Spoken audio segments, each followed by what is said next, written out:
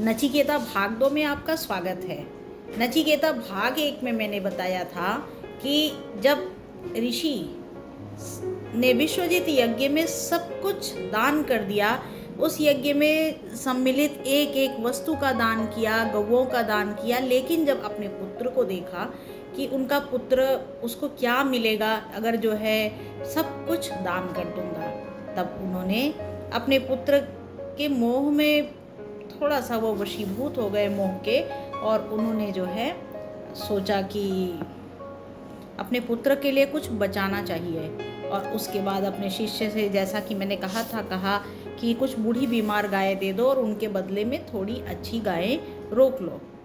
लेकिन ये नचिकेता को सदा सदा ही अस्वीकार था। ऋषि पुत्र था वो, उसके भीतर भी वही संस्कार थे जो उसके पिता और उसके पितरों के भीतर थे। इसलिए उसने इस दान विधा पर प्रश्न उठाया। उसने न केवल अपने पिता के कृत्य के विरुद्ध प्रश्न उठाया, अपितु अपने गुरु के विरुद्ध भी, क्योंकि उसके पिता उसके गुरु भी थे।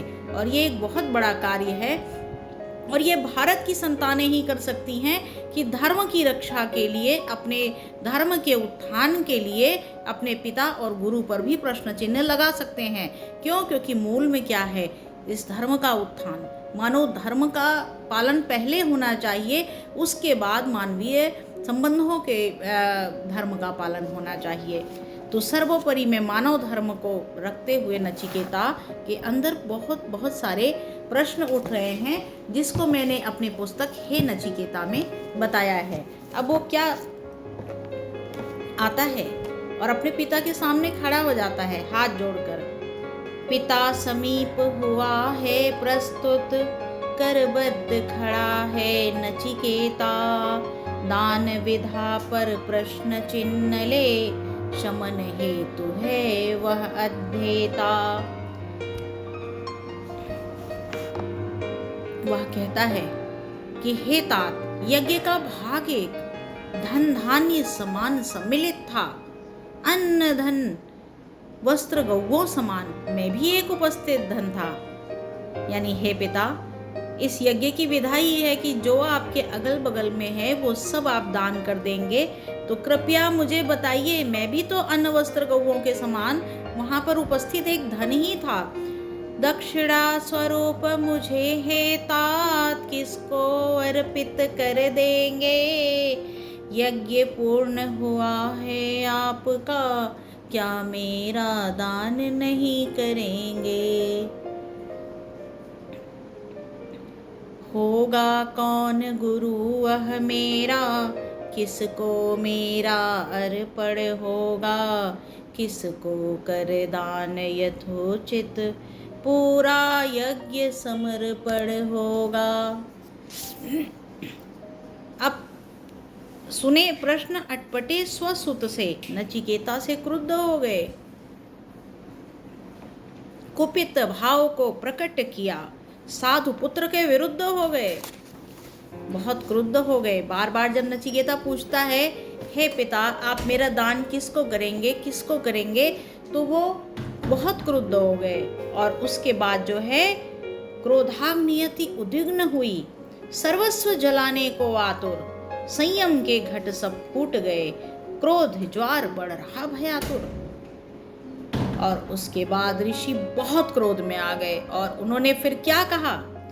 एकमात्र समर्थ सूर्य पुत्र ही है लेने में दान तुम्हारा, मृत्यु मुख ही सर्वथा योग्य है, तुमसे तो जीवन है हारा। किंतु क्रोध की स्थिति ऐसी होती है जैसे सागर की लहरें एक बार ऊपर को उठती हैं और फिर उसी स्थिति में आ जाती हैं। सिंधु मचलता ज्वार उठा ज्यों, पुनः पूर्व स्थिति में आता है, क्रोध स्वयं चढ़ उच्च शिखर पर, ठहरा सा जल बन जाता है। अब ऋषि ने कह तो दिया कि मैं तुम्हें सूर्य पुत्र यम को दान करूंगा, तुम्हें मृत्यु को दान करूंगा, लेकिन जैसे क्रोध का ज्वार उठा और तुरंत नीचे आया, ऋषि एकदम चेतना में आए और प्रिय पुत्र हेतु कर मृत्यु चयन, ऋषि दुख जलधि निमग्न हो गए। सुपुत्र हुआ कोप का भागी, सब भाव प्रेम के भग्न हो गए।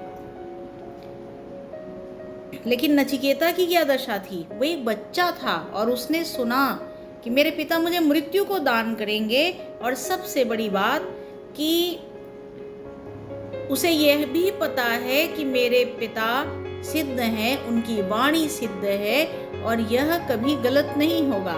अतः फिर भी उसकी स्थिति क्या थी? जिसने अपनी मृत्यु को सुन लिया था, निज का दान मृत्यु को सुनकर नचिकेता शांत यथावत था, मन में उठते उद्वेग नहीं, निर्विकार खड़ा पूर्ववत था। सुनकर ऐसी विचलित बातें स्थिर रह जाना आसान नहीं, योगी तक कंपित हो जाते। दृढ़ता है सरल काम नहीं, लेकिन प्राप्त जिसे हो उच्च अवस्था, वह ही सच्चा अध्येता है। सहज निर्विकल्प खड़ा है जो, निर्विकार नचिकेता है। उसके बाद वो अपने पिता के पास आता है। वो सोचता है, कर मृत्यु दान का यह निश्चय पूज्य पिता ने क्या कर डाला। स्वयं गुरु ने श्रेष्ठ शिष्य को यम हेतु दान बना डाला। वो जानता है पूज्य पिताजी स्वयं सिद्ध हैं, कुछ भी असत्य नहीं कहेंगे, मेरी मृत्यु सुनिश्चित होगी, निज विचार संग अडिग रहेंगे। अब वह सोचता है, अगर पिताजी मुझे यमराज को दान भी कर देंगे तो यमराज मेरा क्या करेंगे, उनका क्या प्रयोजन होगा। होगा क्या यमराज प्रयोजन दान मेरा यदि हो जाएगा, होगा क्या वह निष्पाप पुण्य यम द्वार स्वयं यदि जाएगा। क्या मृत्यु लोक से जीवन को अब जीवित ही जाना होगा। 9 अध्याय रचे जाएंगे, पाठ नया अपनाना होगा।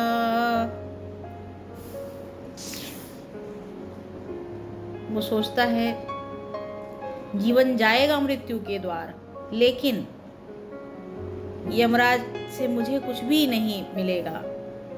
मुझको यमराज क्या करेंगे, ये तो ऐसे ही है मेरा दान जैसे उन बूढ़ी बीमार गायों का दान है। वो कहता है, अति वृद्ध रुग्ण गौओं समान यह निष्फल प्रतीत होता है, नहीं लाभ इस दान स्वरूप से, यह व्यर्थ समान ही लगता है। लेकिन फिर भी वो जानता है उसके पिता सिद्ध हैं। वो कहता है, सिद्धों के तो क्रोध कभी भी अकारण ही नहीं हुआ करते, होते प्रकट भविष्य में बहुधा वचनों की गरिमा को रखते। आज के लिए बस इतना ही। नचिकेता भाग 3 में उपस्थित होंगी इसके आगे की कहानी लेकर। धन्यवाद।